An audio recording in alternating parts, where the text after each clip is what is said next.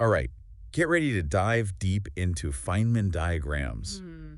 You know how we always talk about these tiny particles that make up everything around us? Yeah, Well, today we're going to figure out how they actually interact with each other. it really is mind-blowing when you think about it. This whole universe of subatomic activity, it's constantly going on right there beneath the surface. And Feynman diagrams, they give us this way to peek into that world, see how those particles dance around and do their thing. I got to admit, though, when I first heard about these diagrams, I kind of froze up. Like, oh no, physics. Aha, I can imagine. But you know what? They're actually surprisingly easy to understand. That's Feynman for you. He was brilliant at taking complex ideas and just making them click. So for someone who's heard the name but maybe doesn't really get what they are, how would you explain them? Like the super quick version. Okay, imagine describing a car crash. You could write out all these equations, all this physics stuff, or you could just draw a picture. Two cars, bam. Okay, so it's like a visual shortcut for particle physics. Exactly. Each diagram tells a little story. Except instead of characters, you have particles. And just like any good story, there are rules, conventions that help you follow along. All right, lay those conventions on me. What are the key things we got to know? Well, the most basic pieces are lines and vertices. Lines show you the particles, and different lines mean different particles. So like straight lines, those are for fermions, your electrons, the stuff that makes up matter. Okay. Then you got wavy or curly lines, those are for bosons. Think photons, the particles of light and forces. This is like a visual language. Yeah. The shape tells you what you're looking at. Exactly. Then you've got these points where the lines meet, those are the vertices, that's where the action is. Yeah. Where particles collide, emit energy, absorb it. So the lines are the actors, vertices are the action scenes. I like that. And just like a good action movie, the order matters. That's where those axes on the diagram come in. Usually time flows from bottom to top and space goes left to right. So it's like reading a comic, panel by panel. You got All right, this is starting to make sense. But you know me, got to see an example to really get it. Of course. How about something simple? An electron emitting a photon. Picture a tiny, tiny flashlight switching on. Okay. In the diagram, you'd have a straight line, the electron. Moving along, then boom, a wavy line branches off. That's your photon. So just like that, I can visualize something happening on that tiny level? That's pretty cool. And that's just the start. These diagrams aren't just for show. Physicists use them to actually calculate stuff, like how likely an interaction is to happen. Each diagram represents a piece of a bigger equation. Hold on, so they're not just pretty pictures, they're doing real physics work. Oh yeah, they're the real deal. And things get even wilder when you add more detail, more lines, vertices, even loops. That's where those mind-boggling quantum effects come in. Okay, now you're making me nervous again. Loops. Quantum effects. Sounds like you're going deep down the rabbit hole here. We are. But trust me, it's a fascinating trip. All right, welcome back to our Feynman diagram deep dive. These diagrams, they're really more than just pretty pictures. They help physicists actually calculate, how likely certain particle interactions are. Right, and before we took this turn into the quantum world, you were telling me how things get crazy with those loops, representing all those quantum effects. Oh, yeah. I'm still trying to wrap my head around things like popping in and out of existence. It is definitely one of the weirder parts of quantum mechanics. Huh? But hey, that's what makes it fun, right? Right. Those things we're talking about, those are virtual particles. Virtual particles, okay. They're around for such a short time, you can't even directly see them. Like they borrow a tiny bit of energy from the universe. All right. Just enough to exist for a moment. And that Yeah. lets them mess with the real particles. It's like they're crashing the party for a second, then disappearing before anyone notices. Haha. Yeah, that's a good way to put it. And it all goes back to that uncertainty principle. At that quantum level, things are fuzzy. You can't know everything about a particle at once. And that fuzziness, that uncertainty, well, that's the loophole these virtual particles use to pop into being. Okay, so they're fleeting, but they still do something. How do we see them in the diagrams? They show up as internal lines, so lines connecting those vertices, but they don't go all the way to the edges. The external lines, remember, those are your real particles, the ones coming in and going out.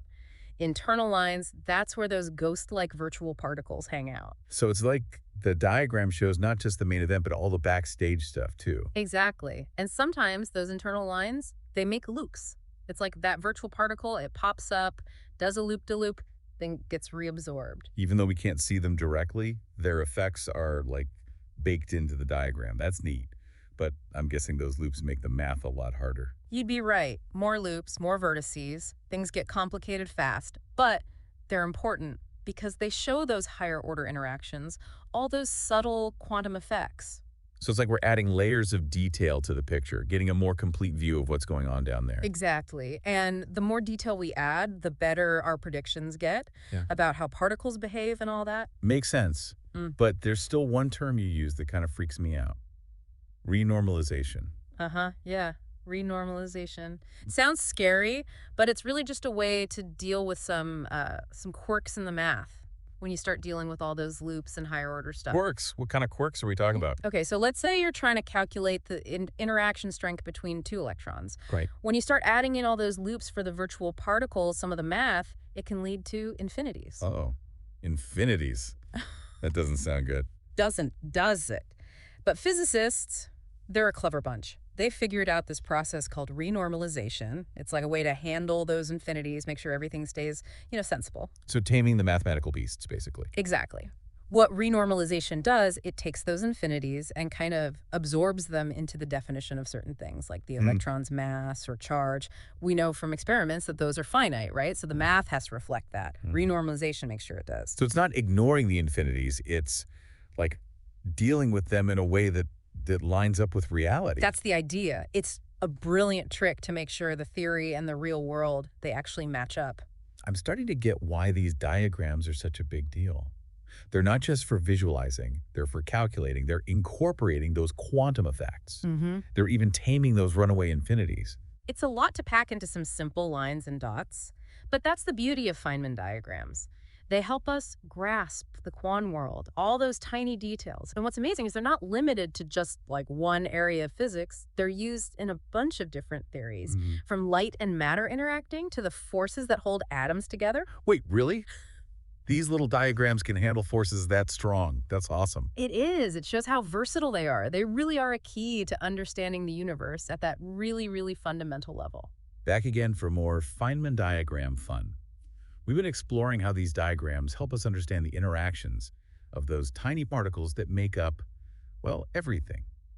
And it's been quite a journey. It has been, hasn't it? We Yeah. started with lines and dots. Now we're talking loops and virtual particles, even tackled those intimidating infinities with renormalization. Right. And last time you were telling me how these diagrams are used for way more than just those basic forces we all learned about, like electromagnetism and stuff. Oh, yeah. They're used for all sorts of different theories in particle physics. Absolutely. A really cool example is the electroweak theory. This one, it actually unified two of the fundamental forces, electromagnetism and the weak force. Showed they're like two sides of the same coin. The folks who figured that out, they got a Nobel Prize for it. Wait, so two of the fundamental forces, they're actually connected. I always thought they were totally separate things. I know, right? That's what's so amazing about the electroweak theory. It's like finding out that two languages that sound completely different actually came from the same root language. And Feynman diagrams were a big part of figuring that out. Okay, so how do they work for that? Are the diagrams like similar to what we've been talking about? The basics are the same. Lines are particles, vertices are interactions. But in the electroweak theory, you've got some new characters showing up, like the W and Z bosons. Those are the force carriers for the weak interaction. So those are kind of like the photons of the weak force. Exactly. Just like photons carry the electromagnetic force, making light bounce off a mirror or magnet stick together, these W and Z bosons handle the weak interactions. Stuff like radioactive decay, that's them at work. So we've got electrons and photons for QED, quarks and gluons and QCD. Now W and Z bosons for the electroweak theory. There's a whole particle party down there. Uh-huh. Yeah, it's pretty lively.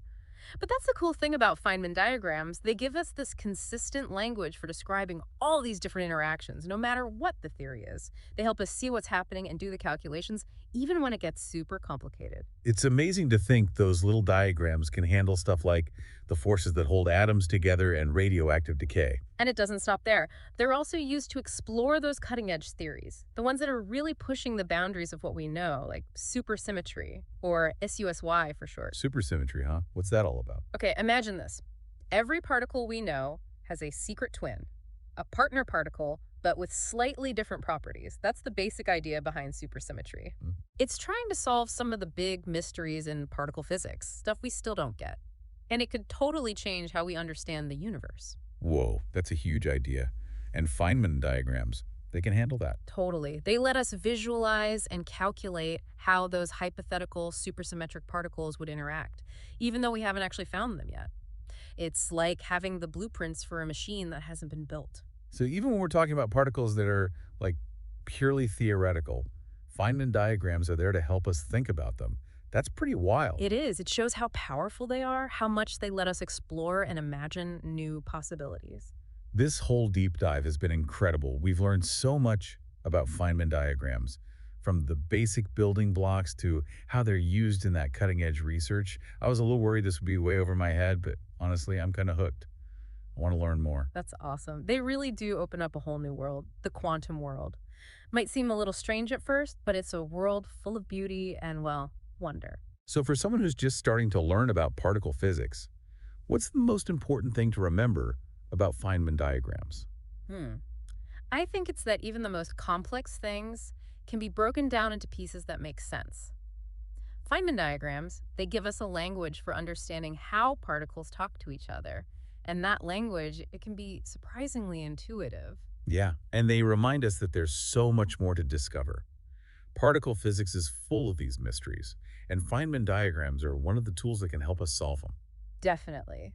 They really are a testament to human ingenuity and our endless curiosity about the universe. So next time you see one of those squiggly lines or a dot connected to another dot, remember you're looking at a glimpse into the quantum world, a world of those fleeting particles, powerful forces, and endless possibilities. Keep exploring, keep asking questions. Who knows, maybe you'll make a big discovery with these diagrams someday. Thanks for joining us on this deep dive into the amazing world of Feynman diagrams. Until next time, keep those diagrams in mind and stay curious about everything around you.